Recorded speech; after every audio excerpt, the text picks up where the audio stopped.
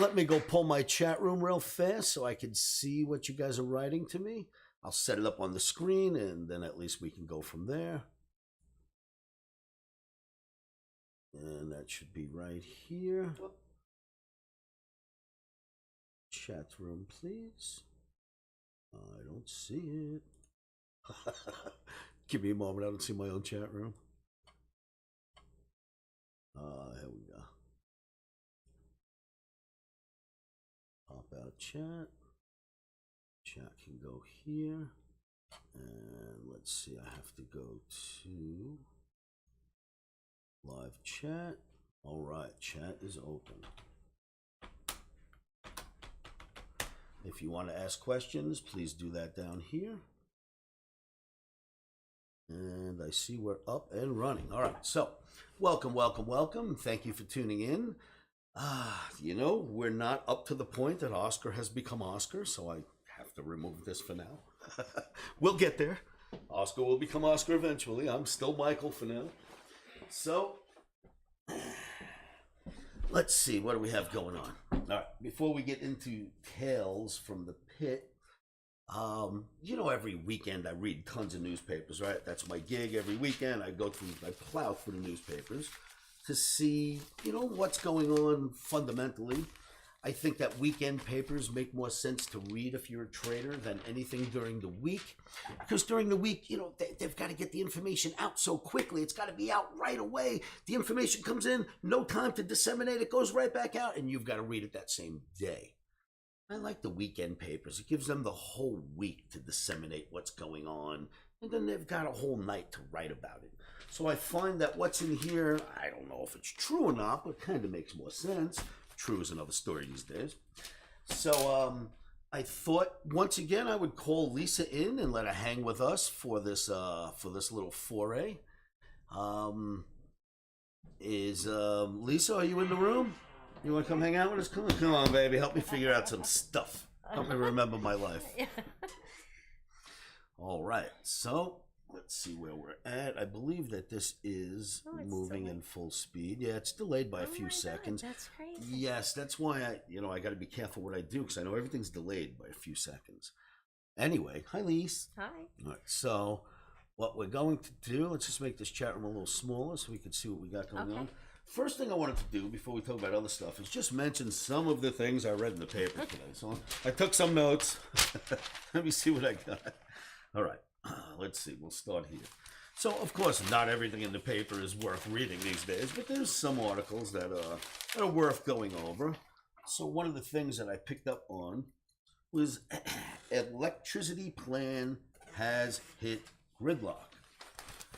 The electricity plan that we're all on in this country, because everyone has to have an EV, because if you're going to be a gas guzzler, it breaks all the rules and the laws and you're ruining the planet. I get all that, right? So, I'm reading the paper and here's what I get. Democrats want a deal to immediately mandate more transmission, and Republicans hope for new limits on litigation against infrastructure projects of the grid, the electric grid. They got together and they decided that they would not do anything until they made a deal. Instead of a deal, they come up with this. They called for a 2.5-year study, which is a proposal that would study and see if we really require the nation's big power regions to share electricity during peak periods. They're going to need a 2.5-year survey, a study, to figure out whether or not the United States is going to need a stronger electric grid. So I read that and went, I mean, seriously? Do we actually need a study for this? And then as you move through the article, there's a whole bunch of other stuff. Critics say the transmission study is a costly delay to badly needed upgrades to the nation's grid, including increases in long-range transmissions across the regions. As more clean energy supply is installed across the country, more and longer power lines are required to move that electricity into the places that it's needed. We do not need to waste taxpayer dollars to tell us what we already know. Of course we need to upgrade our infrastructure. I'm in shock. I'm just in shock. We need to do a 2.5-year study to find out if we're going to need to upgrade our infrastructure before everybody plugs in at night. Then, further down the article, it says, AI, artificial intelligence, is shooting data center demand up, and domestic chip manufacturing, EVs, heat pumps, and everything electronic is creating load growth we haven't seen in decades, says the president of Grid Strategies, a power sector consulting firm. It just means grains are going to close, don't sweat it. Now let's go back to that chat room. So, when I read that, I'm scratching my head thinking, I'll bet you a 5-year-old would be able to tell the U.S. government that we need a power grid fix. You know what I'm saying? Who doesn't know this? All right, so I got past that and said, all right, what else do we have? So, let's see what else is in there. Hey, did you guys hear about this? Now, this is cool. Look at your picture. San Angelo, Texas. Inside a small office at the San Angelo Region Airport, Jonathan Jennings is looking for a big opportunity. He's checking weather radar for an approaching storm system he can seed up in a plane to create moisture in the clouds. He can seed the clouds. Just sit tight. It takes a few moments to see where you are. So, the pilot will inject the clouds with a spritz of non-toxic chemicals known as cloud seeding to boost the rainfall on the ground. It is like we're taking a dripping sponge and squeezing it, says Jennings. Project meteorologist. He's a project meteorologist for West Texas Weather Modification Association. Cloud seeding, a technology that has been deployed in various forms since the 1950s, is having a renaissance. Cloud seeding programs to boost both rain and snowfall are now underway in Texas, Utah, Colorado, Nevada, Idaho, New Mexico, and California. Now, how cool is that? Has anybody heard of that? I mean, I've heard of cloud seeding, and I heard that Microsoft, Bill Gates, was working on something of that nature. Didn't realize how far advanced we've gotten already. They're making it rain over farms where they need rain. Now, how cool is that? Wow. Imagine that. We're coming a long way. Incredible. An experiment in Idaho found that winter cloud seeding used silver iodide produced the equivalent amount of snowfall to fill 300 Olympic-sized swimming pools compared to with clouds that hadn't been seeded, according to the 2020 paper and its findings. Well, that is pretty cool. Wow. Bravo on our intelligence there, huh? Go human race. Yeah. And here's something that we're not stopping. Chinese trucks found in Chechnya. What they're doing in Chechnya is the Chinese are sending armored vehicles to the Russians through Chechnya. But if you ask me, they're going to use that corridor to fill the Russians with all the equipment they're going to need when they finally fight the U.S. with China. That's what I think they're using that for. Just my opinion. What do I know? And then Chinese spy station jostles Washington. China's plans for eavesdropping an eavesdropping station in Cuba serves as a marker for Beijing's global power ambitions, planting its spiraling rivalry on the U.S. doorstep. We are allowing China to have a spy center right there, right outside of our shores, right across from Florida, and our psycho president is not helping. Come on, boss, protect us. You're our boss. Don't let them spy on us right there. Anyway, just thought I'd read some of the stuff I read in the papers. One other thing I wanted to mention. Deflation is coming, kids. I promise you it is coming our way. It is coming to the shelves. You will get product price wars are coming soon because natural resources have dropped dramatically in the last year and a half. And if you are selling a product on a shelf and I'm selling the same product but I'm from a different company, if I could get my raw materials cheaper than you, or you were both getting them cheaper now than we were, I'm going to drop my price before you drop yours. You know why? I win. Then you're going to drop yours to compete with me, and we're going to start to see that all over the place. That's the next thing coming our way, if you ask me. That's good news. That's what Because I'm putting together from the expensive. charts. So the other thing that I read about was EVs. Check this out, hybrids and EVs. So there has been some pushback in many areas, some things that we thought were working well. You're already starting to see it in the grocery stores, huh, Dano? Dano's my proof. Now, you got to admit, I have been, watch your spot. You got to be in the film with me, kid. I have been saying this for some time now, that the inflation is starting to taper. And you will start to see it on the shelves. So yeah, this camera's a little wacky. We'll get set up upstairs eventually. I didn't have time this weekend to get it set up upstairs. So yes, I'm seeing it on the shelves too. But what I was saying is there's been some pushback in a lot of areas, right? A little bit of woke pushback in some areas. I'm not trying to get political at all. What I'm trying to say is I've noticed pushback finally from the car industry. What they're saying is, Biden, this is wrong. We don't have an electric grid that's going to be able to handle this. We are now starting to create hybrids again. I'm seeing hybrids all over. I've seen 3 car commercials from 3 separate companies creating hybrids over this weekend. That's pushback, right? That's the right way to do this, isn't it? Start with hybrids. Rebuild the electric grid for 10 years. Then use tax incentives to get us from hybrids to all EV is what should be going on, right? Hybrids. Right. But instead, they tried to do this crazy push for all electric. It makes no sense right now. So bravo to these car companies that are pushing back. Thank you. Thank you. Someone needs to do this. At least we're getting some pushback somewhere. Now, another thing, Lisa, I probably didn't mention to you, or maybe I did, but when I was in New York City, you know, there's no gambling here. I don't know if you guys know that or not. No lottery. There's no lottery in Vegas, right? You can't have, well, we're part of gambling. Yeah, there's no lottery. All right.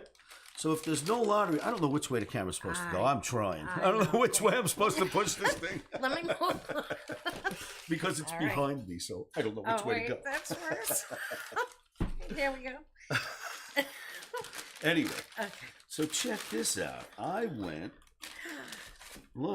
into one of those little bodegas and I bought, someone handed me a CD while I was I was in Times Square. I bought $1 zillion worth of lotto tickets. And look, Powerball too. Check this out. I even have a Powerball in there. I don't know if we ever hit. I never checked. I'm sure we're zillionaires by now. I didn't feel like checking. This is it. So I've got all these crazy scratch-offs. Some of these are like win for life and win $1 zillion and $50,000 a day or whatever the hell these things are. I don't know. We don't get this crap here. But I thought it'd be some fun to scratch some of these off and see if we win. I won't do all of them, but let's do a few. Why not? So I also, during the NFT show, I went to the NFT show at Jacob Javits Center a month or so ago because we were debuting in a small way Technotainment Streaming Media, which is the company I've been building with Niall Henson, who happens to be the creator of Nickelodeon and MTV and many other fantastic channels. So we've been working on Technotainment Streaming Media, which requires that we go to NFT shows and, make sure that they know us in the blockchain world and all that good stuff. So one of the guys, you give out your card when you meet people at all these trade shows. Everyone hands out business cards. One of the guy's business cards was this coin, which was, I thought, a pretty smart business card. And I'm never going to call the number on it, but I'm going to use it for my scratch-off. Lisa, I'll give you the honors. This one, the first one is $1,000 a week for life, baby. Come on, hook us up, sweetheart. All right. Better than trading it'll be better than trading the micros. Number 1's been scratched. Ooh. Look over her shoulder with glasses, see if I could steal that ticket on them. They win. Of course they win. Did you expect we would win? I do. My stop's in. Yep. How we doing, Lise? Oh, you gotta pull these numbers out to us. Come on, girl. All right. I can't read this. What does this say? Game 2, 3 okay, so let's see. We need 3 the same. All right. We need 3 the same. 2,500. 2,500. One more. Come on, baby. Cash it in. We're sending that right to New York. 100. You only need 2,400 more on that one. Life. We're going to win for life, huh? 40. Right, another losing ticket. Hooray! Hooray! 240. It's just like gambling in Vegas. Yep. Nope. All That's right, a we'll dud. do one more. This one, win up to $5 million on this one. 5 mil, baby. We're in. Come on, babe. Get us that 5 Oh, wait. million. Let's see. What do you do? Match any of your numbers to any of the winning numbers. All right. Come on. So what do we do? The winning numbers first? Baby needs a new pair of shoes. You got it? Yeah, first you got to see what your numbers are. Meanwhile, I'm getting to stare at all these great markets on the ticker boards. Right. You keep doing that, and I'll stare at what I love most. Prize. What does this say? This camera just keeps floating around. It's broken. 53. Nope. We don't have that number. Don't you worry about it. We're going to get all the rest of them. 45. Nope. Are you kidding me? The odds have to be better on this lotto than a casino. Come on. I live in Vegas, I promise you. There's better chances of winning with this. 31. You know, every time I get off a plane, you ask anybody, anytime a plane lands in Vegas, if I'm on that plane, if it's landing in Vegas, I make sure I take off my seatbelt and get up first, because I always say the same thing. I get up, I look back at the plane, and I go, for all you people that are visiting Vegas, let me just thank you now for your contributions. Vegas loves you, baby. We need you. Thanks for coming in. And they always laugh. All right. So far, Are we rich? Come on. Nope. By buying a new motorcycle, pair of drums, Nope. nothing. New tires, nothing. Not even. Yeah, right. Nothing. No, how about the bottom of that? There's more numbers. Yeah, Go, I know. girl. I'm going. Don't lose faith. At least the bottom ones are where we win, not the top ones. You know how this works. You got to work for that 5 million.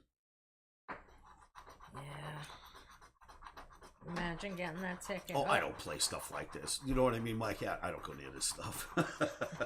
I figured It's a I was in New losing York. proposition. So while she's doing that, the greatest part about me staying in New York, I was right on 47th Street. I was 3 buildings away from Times Square. So it's like my hotel. Hamilton was playing right next to me to play Hamilton. One more building, Times Square. 3:30 every morning. I would leave my hotel, go out to Times Square, and eat 2 dirty water hot dogs, because you have to. 3:30 every morning. The funny thing was, I'd get into Times Square, and I tell you, there's 10,000 people there. 10,000 people. And I'm like, what? It's 3:30. It's 4 in the morning. Why are we all out here? I'm like, you're here, I'm here. Don't we ever go home? That was on a Monday night. Tuesday, 3:30 in the morning. I see the time. Let me go get some hot dogs. I go downstairs. There's 10,000 people.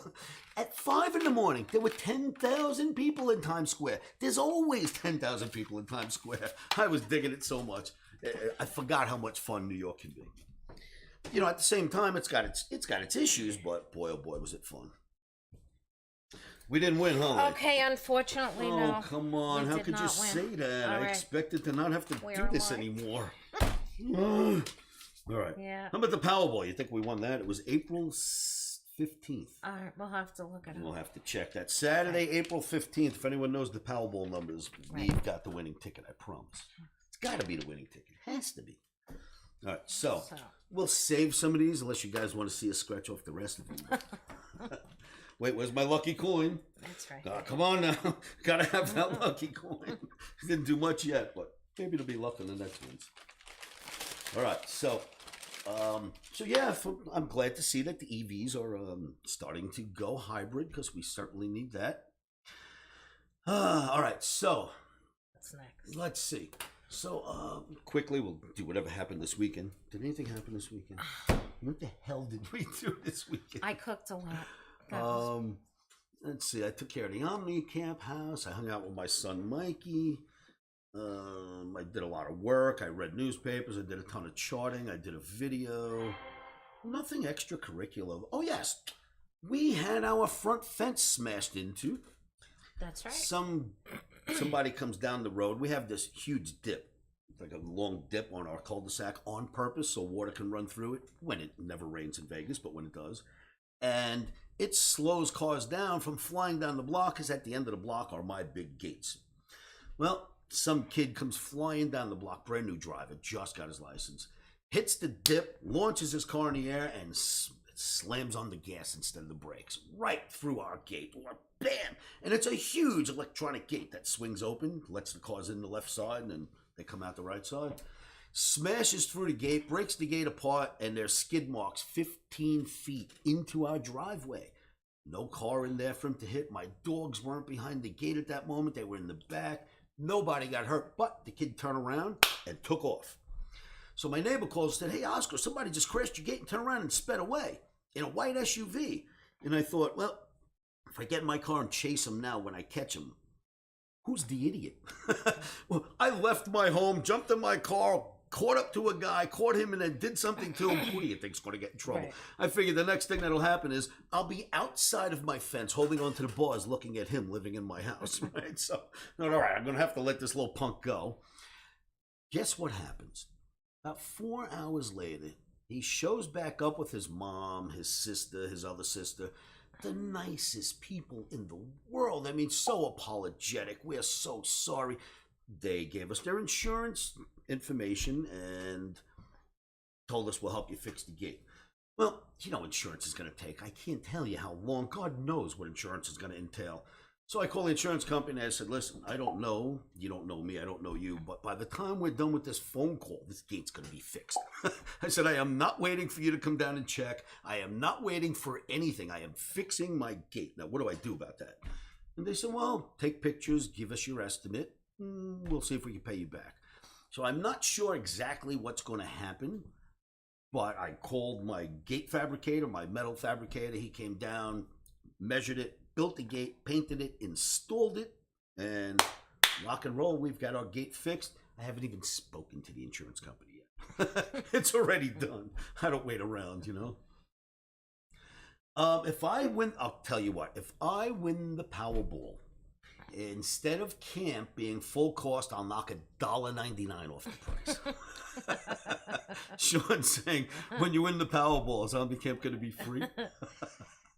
If I win the Powerball, I'll throw a party at OmniCamp, and everyone that shows up, I'll buy them a house in their estate. How's that? I'll buy you a house in your own state if you show up for my party if I hit that Powerball. It's like $50 billion. Yeah. I have plenty for all of us. No more trading. I'll just give you guys money and you can stop trading. I would be a philanthropist. Absolutely. What do? You help Right. people. That's what I do now. Listen, everything I offer is free. My lovely wife allows me to offer all of this for free. Free videos. I'm on camera 20 hours a day. I work my fingers to the bones. Sometimes you guys come out to camp and that's not free. But barring that, you know, we do all of this to help the cause out there. So why wouldn't I help you guys if I hit the Powerball? Forget about it. We'll do this for nothing. Right. Of course I would. I've spent my whole life helping people. You've heard the story about me helping dogs and cats when I was a little kid in my paper routes. As I got a little older, I used to help all my friends in any situation they were in because I made money and they didn't, so I was Mr. Here we go. Then I became a broker on the floor, and talk about helping people.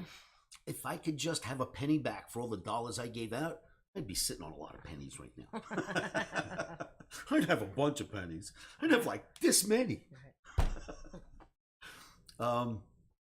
So it's 2:23. We got about 7 minutes left. We should at least start talking about some of the floor craziness. What can you remember, Lisa, where I left them off? I literally just started on the floor. Oh, step back just for a moment. In last episode, I told you guys about going to get a license for a friend of mine, going to get his permit. I happened to see him on Facebook this weekend. I went, "Oh, there he is." He was with his wife. I'm sure he was cracking up laughing if he saw last week's episode. I was like, that's the guy I get the license for. So, all right, trading floor. What happens on the trading floor is a different world, kids. You walk up on that floor, and it is, you will know if you can survive in 5 days. You know what I mean? You are not there 5 days later if you can't handle it. You've got to have tough skin, tough grit, a great sense of humor, and you can't not be there. You got to be at work. The markets are going to be open. You got to be the type of person that shows up. So, me, you got the right personality there. When it comes to work, work is breathing. Work is oxygen. There's no retiring in my life. Retiring is when you die of old age. You know what I'm saying? I don't even like sleeping. So that place was made for me in that aspect. I walked on that floor. Right away, you know that the work ethic is you can't have the markets open at 8:20 in the morning and you not be here for any reason at all whatsoever. Broken arm, ear hanging off, dying of pneumonia. Get your ass in anyway because it'll be so expensive we won't be able to pay you anymore. So you had to be there. It's one of those personalities. If you don't have it, don't start on that trading floor. So I will tell you, a lot of people didn't make it through the gauntlet. How many people did we see start and just get carried off that place, right? You get carted away. It's controlled chaos, and you work in the front lines. So, all right, one quick story before we got to go that sort of happened, I think, in the beginning of my career. Okay. If you can take us back to 1982, and you think about how the world used to be, and I don't care what you are, you like girls, guys, you like yourself, I don't care if you like dogs, just listen. Remember the time where, God forbid, you were a male homosexual, you could not let people know. Most gay males at the time had wives and children and a private life. It was back in the day where literally there was a crazy thing called gay bashing, where it was okay to go out and beat up people that were considered gay males because that was the mentality. Does anybody remember just how bizarre things were in the early 80s? Yeah. Now, with that in mind, remember, if you're gay, you do not come out of the closet, right? You keep that to yourself back then. We've got this guy on the trading floor. Now, because of the way things were back then, and you couldn't admit if you were gay or not, nobody knew, but his name was Frankie. Well, he passed away. I can mention his last name, Frankie LaFrocia. You know Liberace? Well, we had the 20-year-old version of Liberace, boas, you name it, the coolest guy in the world, would dress like a girl, but not in drag. Just a guy dressed as a girl. I don't know how to explain it. Frankie LaFrocia, great personality, funny kid, good looking, but none of us knew for sure if he was gay, and he would never admit that he was gay, and he would never admit that he wasn't, and we didn't know what to do about it. And it was always a great joke. Frankie would walk around with a white or pink boa with earrings on and tell us he wasn't gay, you know. So now you got a picture. This is a trading floor with thousands of men. So, and Frankie is accepted. We just love Frankie. So one day we're a few months into working there, and Frankie's having this conversation. It's in the booth about whether he's gay or not, and he could prove whether he is or not if everyone would like to put up a bunch of money. Now, you don't need to say that more than once to guys on the trading floor. 1,000 guys come in a circle. Everybody pulls out money. Yeah, Frankie, what do you got, buddy? All right, Frankie, what are we betting on? Everyone's throwing money around. Frankie goes, all right, at the end of the day, I'm going to prove to everybody whether I'm gay or not. Here's what I'm going to do. If everybody shows up around the pit with money and I get enough money, I'm going to take a banana, I'm going to peel the whole banana, and I'm going to put it down my throat and pull it back out whole without breaking it. And we're all like, everyone hits the floor. Oh my God, what are you crazy? This can't be. And we're all cracking up laughing. Now you got to, there's 3 hours before the end of the day, and everyone's going nuts waiting for this to happen, and money's flying. That's all people are talking about. Well, I don't think we're trading anymore. All we're talking about is Frankie LaFrocia. Well, the end of the day shows up. You should be looking up, sweetie. The end of the day shows up. Frankie LaFrocia comes to the ring, goes, all right, everybody, come on down. He gets in the middle of the ring, and there is money flying. I can't tell you the stack of money at this point. God knows how much money we have piled up to see if Frankie can do this. And there he goes. He comes in the middle of the ring, peels this banana, and like a pro, pulled it right back out, showed it to everybody, and it was like, rah, the whole exchange exploded. One of the funniest days I think I ever spent on the exchange. Frankie LaFrocia, rest his soul. What a funny kid he was. So anyway, one of the many things that are coming your way over the next few weeks and months on these stories.